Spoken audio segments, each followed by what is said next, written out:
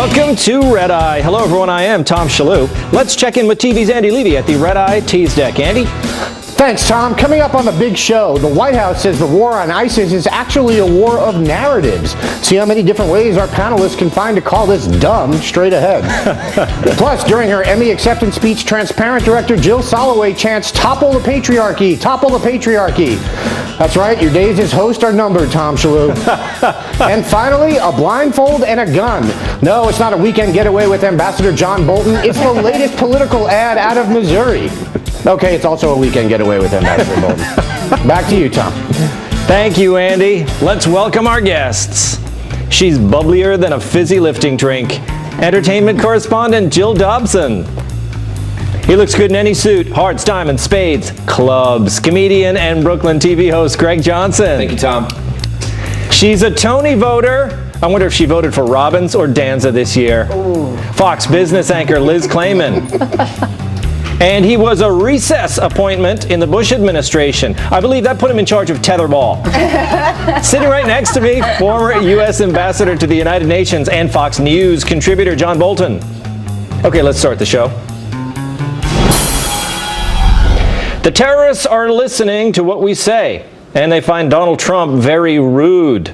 That's according to Hillary Clinton, who on Monday accused Trump of putting the U.S. in danger with his campaign rhetoric.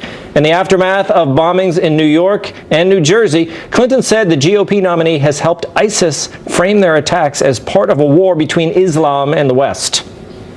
A lot of the rhetoric we've heard from Donald Trump has been seized on by terrorists, in particular ISIS, because they are looking to make this into a war against Islam. Clinton then implied Trump has committed treason. The kinds of rhetoric and language that Mr. Trump has used is giving aid and comfort to our adversaries. On Monday, Trump, chastened by Hillary's comments, toned down his rhetoric. Not really. He suggested our law enforcement should racially profile Arab men as they do in Israel. Israel has done an unbelievable job, and they'll profile. They profile. They see somebody that's suspicious, they will profile. They will take that person in. They'll check out, do we have a choice? Look what's going on. Do we really have a choice? We're trying to be so politically correct in our country, and this is only going to get worse. Okay, Ambassador, let's talk first about Hillary. She used those words deliberately, aid and comfort.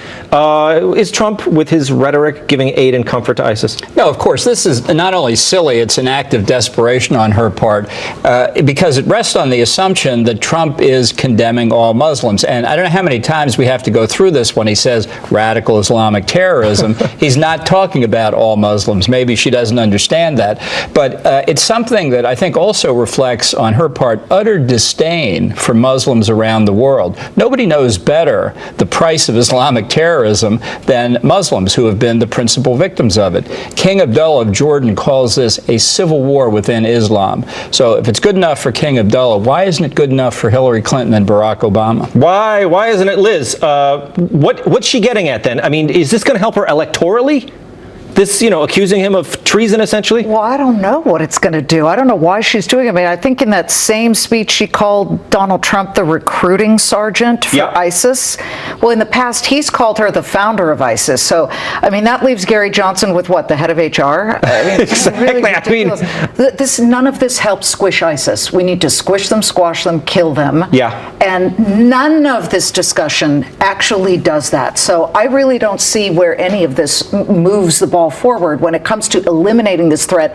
The great point about the Israelis, certainly, is that the Israelis have always said human life before human rights. They are a democracy, the real democracy in the Middle East, but they will do that. They will really look at certain people who are bound to be more inclined to do something like that and check them a little bit more carefully than everybody else. Yeah, so getting back to the the idea of profiling, I mean, why is it such a dirty word in this case? We're talking about, isn't that how we caught the criminal, profiling? Well, it's because people are always assuming there's a racially discriminatory or religiously discriminatory aspect to it. But let's take something different where you can profile. When somebody comes into the country to immigration and he's from Colombia, do you wonder maybe a little bit more if there's potential for drug smuggling? You'd be foolish if you didn't. I check the trunk usually. As opposed to somebody from Iceland, let's say. Yeah.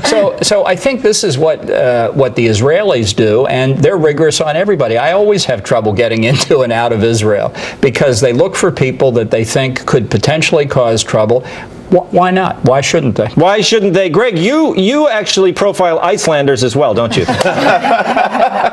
Want to start by saying, first of all, you have the A team here today, Tom. This is great. You're part of it. He knows. Imagine that. Table, not at the table. Yeah. Real here. But what? I mean, this happened in New York. Now, Right down the street. Right down the street, 23rd Street. I mean, you and I used to hang out down there. It's right across from Gotham Comedy Club. But what did it change the way you went about your day in New York?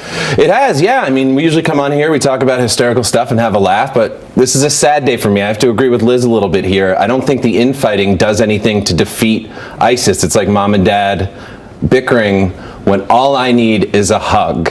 Like, if you're gonna really debate these issues, please just lay out how you're gonna defeat ISIS. All the hatred against one another, it just doesn't help our country right now. I understand that that's how we've run politics for thousands of years or whatever, all the fighting and debating, but it's just we need to be united, and all the contempt and hatred for between these two. Well, listen, Johnson. Sorry, but You do need a hug if you're calling Hillary and Trump mom and dad. my mom and dad are going to love that. There's a problem. It shows you what was your home life like. But Jill, what do you think? There used to be kind of a cooling off period. When something like this happened, there was a couple of days where everyone said we're all in this together. But is it just because we're so close to the election? It is just because we're so close to the election. I think the candidates need to realize anything can be used by ISIS as propaganda. So to keep pointing at each other and saying, don't say anything negative about ISIS because they'll use that as propaganda. Yet they hate us already. They're going to continue to hate us. Let's just focus on a plan. Yeah, so maybe that's it. Is that off limits now, saying anything anyone says, it's not going to change ISIS, so why don't they just stop saying it? Well, I think this is part of the larger debate about whether there is a real threat of terrorism as an assault on Western civilization, and therefore the war they have brought against us, or whether it's just a law enforcement matter, which has been the policy of the Obama administration. It's like something that's endemic in our society. It's bad, obviously, but the notion that we're going to fight a war against it is an overreaction. And in Obama's view, it's the American overreaction that then causes more people to become terrorists. So that's a pretty fundamental divide in your worldview, and I think if Trump seized on that and forced Hillary to defend her role in the administration more completely, it would be a debate worth having. It really is. A lot of, these two candidates have been accused of trivializing every issue and not getting specific. But I think we do have a specific divide on how to deal with terrorism, correct? I mean, the Obama administration is very different from Trump's view, correct? Okay, so let's not look back with Obama. Let's look forward. I'd like to know what you guys all think. Are we really going to have to put boots on the ground? I've talked to generals. You've spoken to big people in the military, and they say you cannot just ring fence the area and say, not our problem, let's just keep U.S. safe. They are in here. They are cells. And by the way, all it takes is one. I hate this lone wolf explanation. Yeah. One lone wolf, but then a bunch of lone wolves equals an entire pack of wolves. So they're here already. Forget this whole ring fence it and move on. Does that mean we have to go there? Well, look, let's talk about the domestic problem. Kurt Schilling got in trouble because yesterday he said that these people should be treated like enemy combatants. Now, I didn't think that was that radical of a thing. If we treated people in the field in Afghanistan as combatants, aren't domestic terrorists who are acting in the name of ISIS combatants? Well, I think they are, but it goes to this basic conceptual divide. Are we in the law enforcement paradigm, or are we on the war paradigm? Once you decide it's a war, it doesn't mean no law applies. It means there's a different structure. Yeah. And this was something we dealt with in World War II with German espionage agents coming on to the American shore to try and infiltrate. There's a long history of this, and there's a way to do it that doesn't infringe on American American civil liberties. But I think we've lost sight of what the basic problem is, and I think Liz has made an important point. Hillary's already said no boots on the ground, as if ignoring there are already boots on the ground. There are 5,000 Americans in Iraq, an unknown number in Syria, and this is very much a war to them right now. The question is, are we prosecuting it effectively and speedily to reduce ISIS's capability to carry out these terrorist attacks in the United States and Western Europe? The answer at the present, sadly, is no. Well, what do you guys think, Dan? I'm going to go back down to the end of the table here. The kids' table. Yes, kids' table. I mean, what do you think? Mom and Dad being Donald Trump and Hillary Clinton. Well, in this, this election year, both candidates are trying to say, oh, we're not going to put boots on the ground, because that seems to be what the American people, they're anti-war at this point. They're war weary, as they say. So I would hate to be accused of being a hippie on this network, but I don't think you will be. Don't worry. I do not think that soldiers should be on the ground. I say get them out of there. Peace and love. I mean, we got to pull these people out because we punched a beehive, didn't we? I mean, like, we've pissed so many people off at this point. I think we have to kind of try to take back a lot of. But what do you mean, just retreat? Are you saying, do you think we should just get out of there completely? Is that your view? Defer to the ambassador on that one. Okay. I think he would say no to that. Yeah. Get that boy some flowers for his hair. Am I on the wrong set? Is this Meet the Press? Jill, what do we do? I'm going to defer to Amal Clooney, who you know her as the wife of George, but she's also a very successful humanitarian lawyer. I'm going to keep calling her the wife of George. Okay. She says bombing or speaking out against ISIS isn't as effective as teaching people and exposing their brutality, exposing their corruption. Instead of letting more and more people become recruited, teach more and more people what they really are and that they're not. Okay, here's what they are. Yeah, that's what I said, Slicing right? the heads off journalists. Yeah, they're not open to teaching, are they? Jordanian pilots. That's not enough out there to teach people that these are horrific individuals out there? Yeah, I don't know if they're listening to our lessons. I still need a hug. You do, and you'll get one home, man. Mom and Dad. Okay, on Monday morning, just before 8 a.m., New York City residents received a long, blaring emergency alert on their phone related to the bombings in the area. It read, "Wanted, Ahmad Khan Rahami, 28-year-old male, see media for pic, call 911 if seen." The message coincided with Mayor Bill de Blasio realizing the subject's name and photo to the press. Typically, the National Wireless Emergency Alert System is only used for Amber Alerts, alerts from the president, and alerts involving imminent threats to safety. Monday was the first time the system's been used to help locate a suspect, and many people were not pleased. A writer for New York Magazine called the alert remarkably ill-advised, adding, "It essentially deputizes the 5 boroughs and encourages people to treat anyone who looks like he might be named Ahmad Khan Rahami with suspicion." Well, I don't know what's so wrong with that, Liz. I don't mind being deputized. I kind of like the feeling. I loved this. I'm driving across the GW Bridge with my 2 kids this morning, taking them to school. All of our phones went off. I think a lot of people out there beyond New York and New Jersey do not know what this was like, but apparently on trains, everywhere, they all went off. The alert came through. Except I understand you slept through it. You know what? I did sleep through it, and I'm not sure why. It didn't go off. It didn't make any sound on my phone. You must be the only one, because you talk to anybody in New York and this happened. They immediately deputized, okay, that's what you want to call it, 2 million people in New York and New Jersey, just to say, okay, that's who we're looking for. It's like an electronic wanted poster. I thought it was brilliant. It was, but look, Jill, a few hours later, the guy was caught. Maybe this helped a little bit? Yeah, and the reporter who argued about it was saying, it's only supposed to be used for alerts involving immediate threats to safety. How is this not an immediate threat to safety when this guy's leaving bombs all over the place and they didn't know how many more were still out there? That's exactly what this alert is for. It was used in that way, and I'm happy to be deputized as well. Yes, Ambassador, isn't this exactly what, when Donald Trump talks about political correctness is hurting us? We have these people, like this journalist from New York Magazine says that this alert is a bad idea because we might, be profiling someone, which is exactly what we need to be doing. Well, look, the great motto New York developed after 9/11 was, if you see something, say something. And it makes a lot of sense. We know in the case of the Times Square bomber and a number of other efforts that they were thwarted because people spoke up. And yet now you have people, we heard in the case of San Bernardino, afraid to say something because they'll be denounced as racist racist or something like that.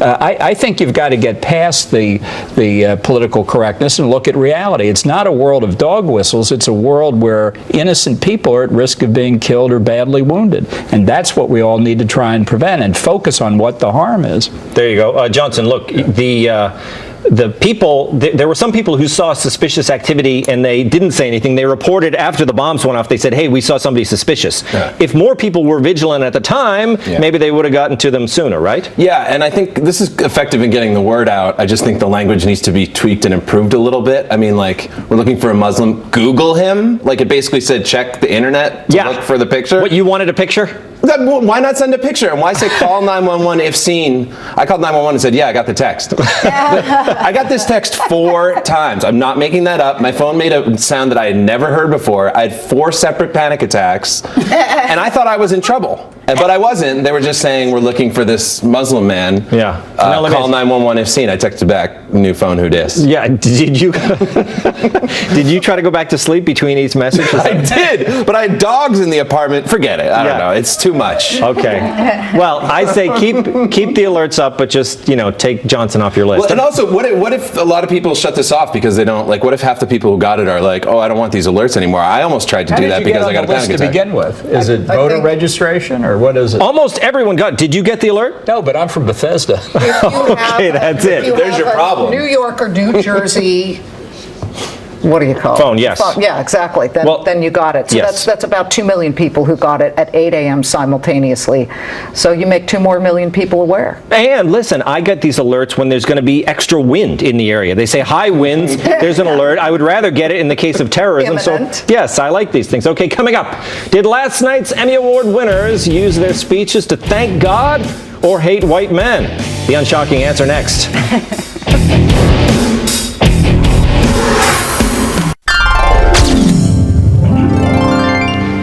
The Emmy Awards went off without much of a surprise. They showed an even hand in their political jokes. Almost every anti-Trump joke was balanced with a pro-Hillary one. And all men take note. In accepting her Best Director Emmy, Jill Soloway, a woman, had this inspired message. Topple the patriarchy!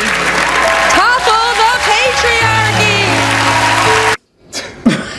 The phrase began trending on Twitter. You go, girl, was the general message. But here's my question. What patriarchy?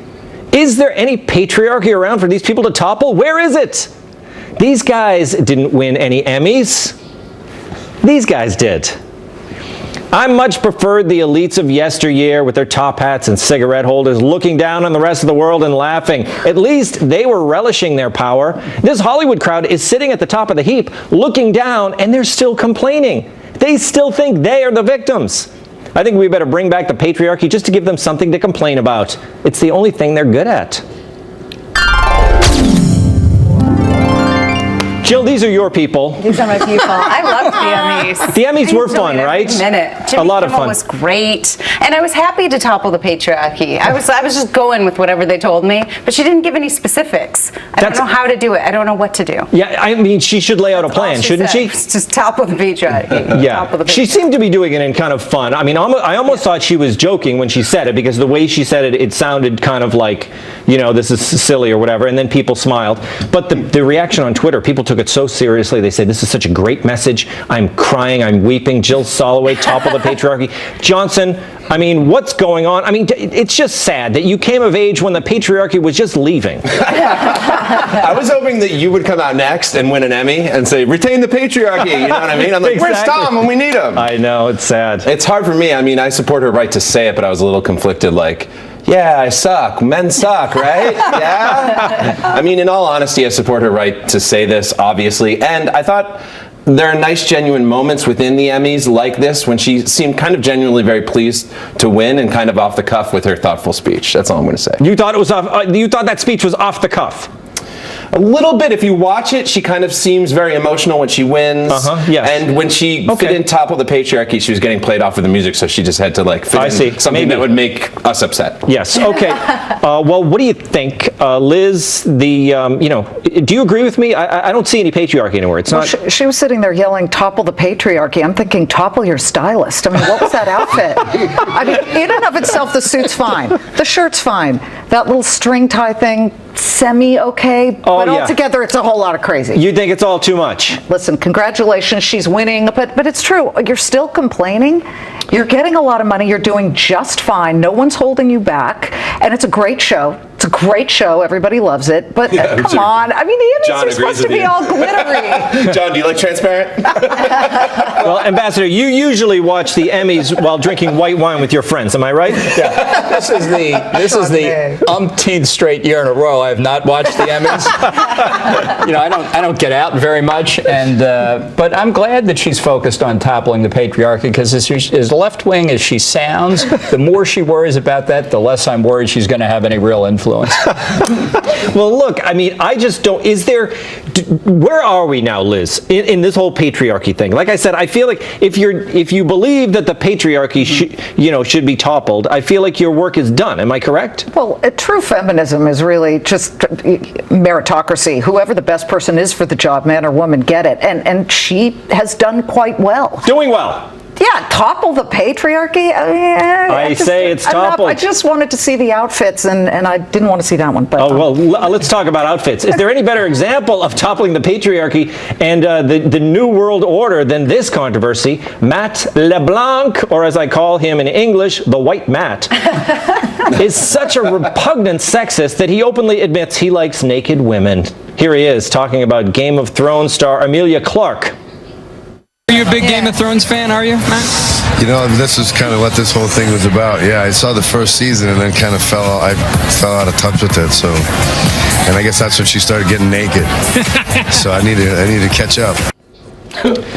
The marauding Huns of Twitter called him creepy. Cosmopolitan called it a really gross moment. This coming from a magazine that published 36 great Summer Olympic bulges. I love that. Call me when the patriarchy tumbles. I want to know if it makes a sound. Johnson, look, I mean, first of all, Game of Thrones, you've watched it. Yep. It's pretty much all scenes with naked women in it. Yeah, and he says he's never seen a naked woman on. I liked that part of it. He's like, I've kind of haven't seen the show, but I'm horny, so. Yeah. It's like Matt LeBlanc, I'll have what he's having. He was wasted last night. Wasted. Okay, but see, that was it. Jill, Emilia Clarke was laughing. I think she kind of likes... well, she's probably used to hearing this from men, but the thing was she was in a split screen with him, and so that's why it was extra gross for him to say it. It's basically you think it was gross? It right to her.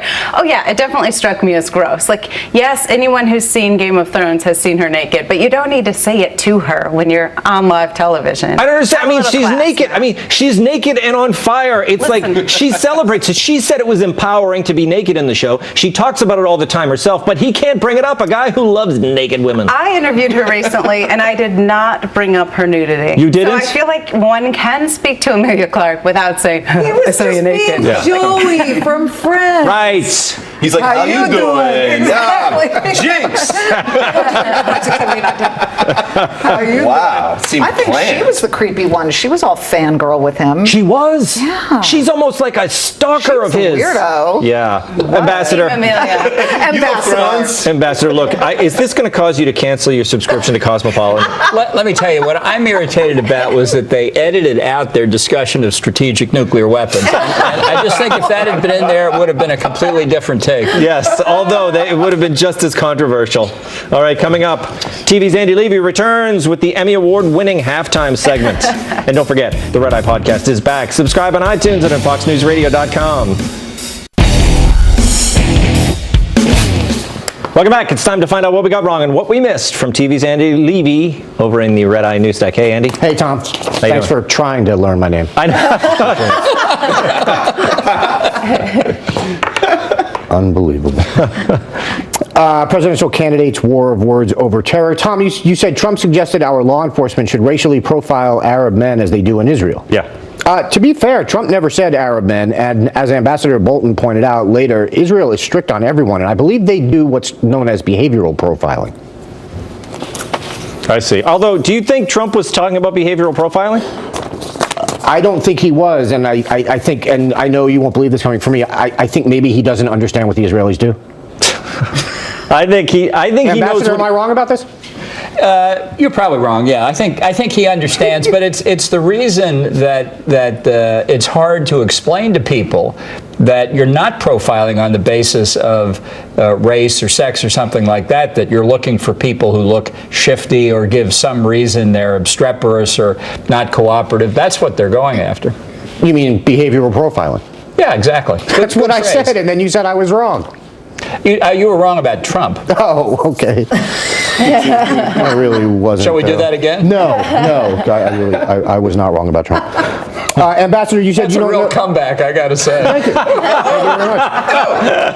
much. Ambassador, you said you don't know how many times we have to go through this before Hillary Clinton understands that when we're talking about radical Islamists, we're not talking about all Muslims. I think a few more times at least. Yeah, she's not going to give it up because if you acknowledge that distinction, it would undercut the worldview that there's no war, there's no international war on terrorism. Yes. Okay. You see, you're right on that one. So you're, Thank you. You're one and one. Greg, you said all this fighting doesn't help our country right now. That you just need a hug. Why don't you just move to Sweden or someplace like that, man? Done, Andy. Thank you. I was looking for... Really? It's that easy? That easy to move to Sweden? Or to get you to move to Sweden. I'll do anything you say, Andy. Oh, okay. You know I love you. All right. Before you move to Sweden, give me $1 million. I have about 60, but... All right. Fair enough. Tom, you asked what's the deal about profiling. Isn't that how we caught the criminal? Yeah. I believe we caught him because they got him on video and stuff like that. Well, no, the guy across the street. He said there's a guy over there. Somebody called in, acting suspicious. Yeah. Well, he was sleeping or something, wasn't he? Yeah. Okay. In a hallway. Yeah, at the bar. Yeah. Jill, you said ISIS is going to hate us regardless of what the candidates say. I do find it weird how you can understand that and I can understand that, but a presidential candidate can't understand that. Yeah, because they think we don't understand it, so they're going to try to, I don't know. Yeah. They're just trying to confuse us into voting for them, both of them. Yeah. Like, just give us some straight talk, people. Where's the straight talk express when you need it? Seriously. I had a question for the ambassador, but I don't like his attitude tonight. Go ahead, try it anyway. No, that's all right. I'm skipping it. Tom, you said you don't see a problem with Kurt Schilling's view that we should treat people like the New York City bomber as enemy combatants. Yeah. I think the problem is he's an American citizen. Okay, I'm going to let the ambassador answer this one. Okay. Well, that is the very definition of treason when you're working with enemies of the United States, and it is a prosecutable offense, but it's also something you can treat as being at war. It's in the Netherland, the nether zone between the paradigms. Okay. I'm not going to argue with someone saying it's in the nether zones between the paradigms. I'm just not. There's a lot of things I will do, but I will never argue with someone who says it's in the nether zones between the paradigms. You need to go to law school. They don't pay me enough. Liz, you said ISIS is cutting off the heads of journalists, etc., and asked, that's not enough out there to teach people who they are? Obviously, I think it's enough to convince the majority of the world, but there's always going to be disaffected people who are drawn to that kind of thing, right? Well, a tiny percentage, but I would but I think that it's extraordinarily obvious what they are doing and how they do it and how horrific it is, and I can only hope that these people who might be disaffected are either looking at that and thinking, maybe not, because we've got to get out there and stop it and figure out a way to squish it. And again, that's the word I use, squish, kill, slash, I think squish. destroy, like a bug. Absolutely. To do it. In the nether zones. The emergency alert. I just want to say I got this alert at 7:50 a.m. or whatever.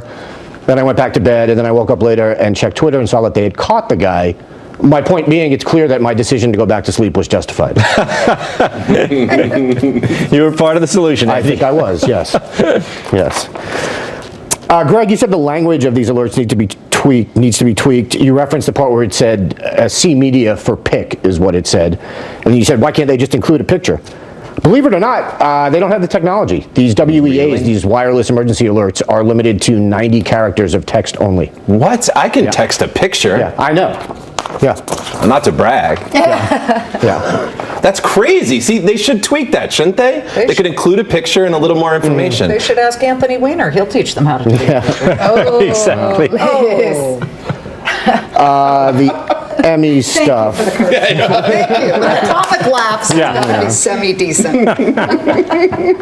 The Emmy stuff. Jill, you said you loved the show. Yeah, I thought it was pretty good from what I saw. I was switching back and forth between the football game. Right? Jimmy Kimmel was great. He came out and said, "Topple the patriarchy." Is that good for me? Yeah. You know, good laugh from a white man. Yeah, he was all right. Yeah, he was quick. Yep. Greg, you said you support Jill Soloway's right to say topple the patriarchy. I just think that's very nice of you. Thank you. I'm sure Jill is watching. Yes, I'm sure she is too. Appreciate you saying she has Jill. the right to say that. The whole transparent crew is watching. Yes. Liz, you kept saying Holloway is doing just fine. You know, basically, what is she complaining about? Topple the patriarchy. The thing is, if you look at the statistics for Hollywood, directors and producers are overwhelmingly men. So that's what she's talking about. Oh, okay, but so that used to be how most directors were all men, and now, okay, so she is out there. She's one of the ones who is at the forefront. Toppling the Mazel patriarchy. tov. You know, take it and say, okay, well, I had some smart male executives who gave me a shot. You know, listen, again, good for her. Congratulations. Help. I wonder how many women she's reached back and said, here, let me give you a leg up. That becomes something. You don't sound sincere in that congratulations. Oh. Congratulations. Also, Tom, you focused on the topple the patriarchy stuff. It was the anti-Trump stuff that got really old, I thought. Yeah, I mean, it was so old I didn't want to repeat it. Yeah, it's just boring. And lastly, Jill, you said you interviewed Amelia Clark recently and you didn't bring up her nudity. I did not. That's why I never saw the interview. Oh, it was a lovely interview. We laughed, we cried. Doesn't matter. Gotta go. Tens of people enjoyed it. Thank you, Andy. Coming up, the most shocking video you'll see all day. A Democrat who knows how to assemble a gun. Now here's what's happening on the next Kennedy.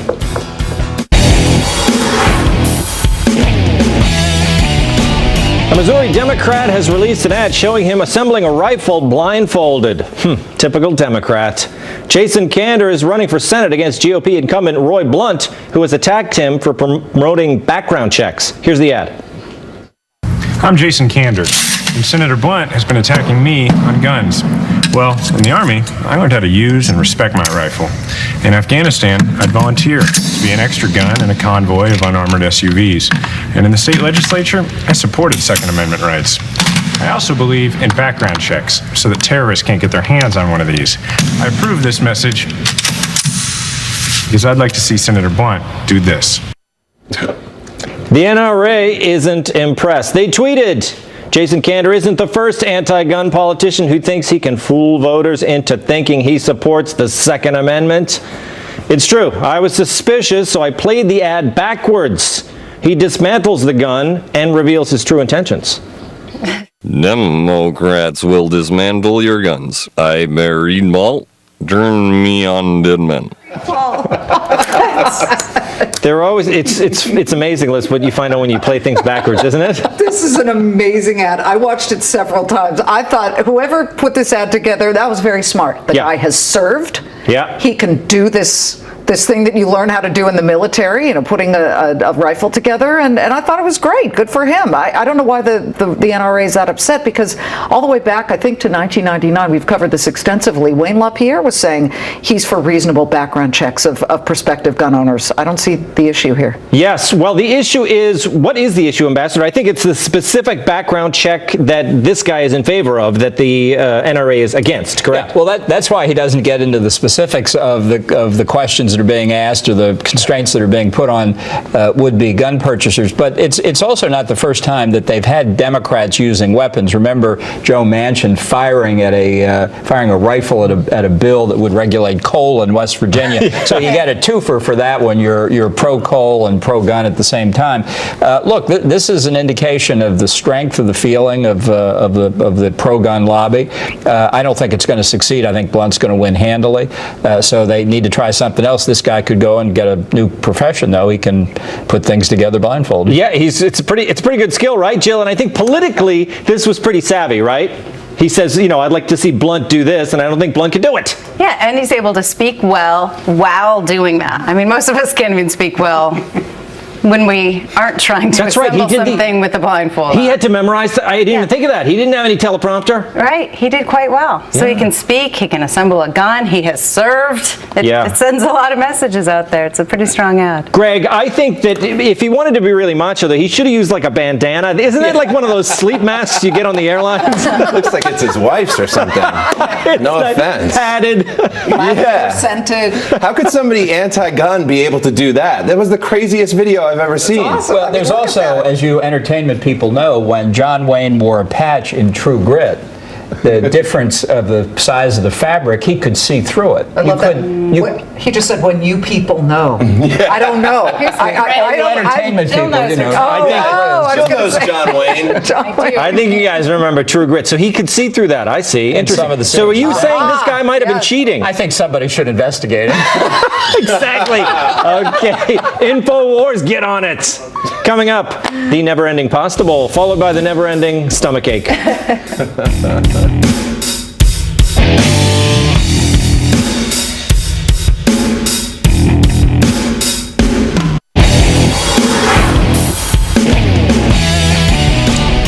Coming up tomorrow on the next Red Eye, Gianno Caldwell, Jessica Tarlov, Paul Odo, and Mark Riccadonna.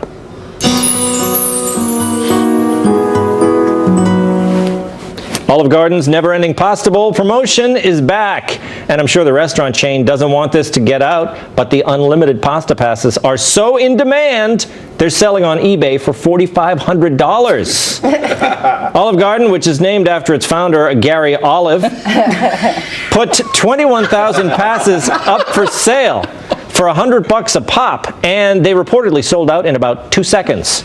Each pass entitles a diner to 7 weeks of access to the restaurant's never-ending pasta bowl. Soon after the passes sold out, they showed up on eBay, selling anywhere from $200 to $4,500. Ambassador, why are you selling your pass for $4,500? Well, as I say, I don't get out very much. I've never been to the Olive Garden. Never? Anywhere in the country. But let me ask you a question. Does this apply to your whole family? In other words, if you have 10 kids, can you take the whole family in with one card? I believe this is per person. Because I could see, you don't need a table, you got a trough and you sort of slop the pasta in and then shovel in the tomato sauce. This can work for a family. Yeah. Very economically. I mean, look, Olive Garden, I love it.